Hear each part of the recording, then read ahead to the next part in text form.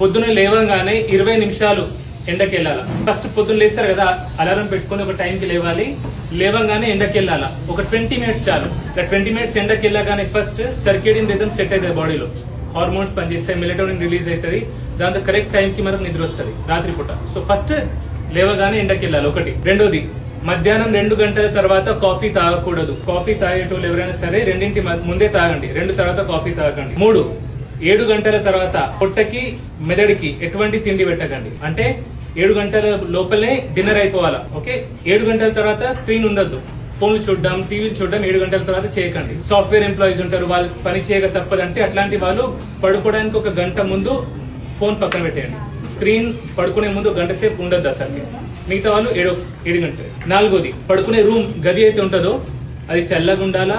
వీలైతే ఏసీ ఉన్న వాళ్ళు ఏసీ పెట్టుకోవచ్చు, లేకపోతే చల్లగా ఉంచుకోవాలా. డార్క్ ఉండాలా, లైట్స్ ఉండకూడదు, చప్పుడు లేకుండా ఉండాలా. ఓకే, పడుకోగానే నిద్ర పడతలేదంటే దొరలకండి, పెసలద్దు, బెడ్ మీద లేవాలా. ఇక్కడ స్టూడెంట్స్ చదువుకుని ఉన్నారు ఎవరైనా, మనకు నిద్ర పట్టదు, పుస్తకం పట్టగానే నిద్ర వస్తుంది.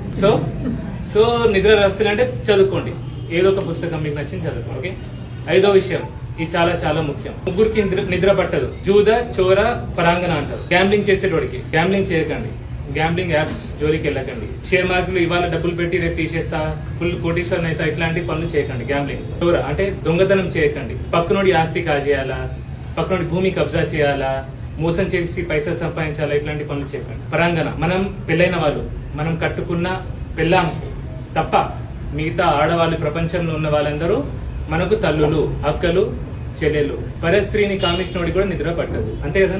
సో ఈ పనులు చేస్తే మనకు మంచిగా నిద్ర వస్తుంది. అండ్ ప్రతిసారి నేను చెప్తుంటా, తినేటప్పుడు మీరు వెజిటేరియన్ అయినా నాన్ వెజిటేరియన్ అయినా సరే 4 లీటర్స్ వాటర్ ఖచ్చితంగా తాగండి. ప్రతి మీల్ లో ప్రోటీన్ తీసుకోండి. ప్రోటీన్ అంటే మాంసకృత్యులు. వెజిటేరియన్స్ అయితే పప్పులు లాంటివి, నాన్ వెజిటేరియన్స్ అంటే మీట్, ఎగ్స్ అట్లాంటివి. ఓకే, అండ్ ఎక్కువ కార్బోహైడ్రేట్స్ తీసుకోండి. ఎక్కువ కార్బోహైడ్రేట్ తీసుకుంటే ఇన్సులిన్ రెసిస్టెన్స్ వస్తుంది.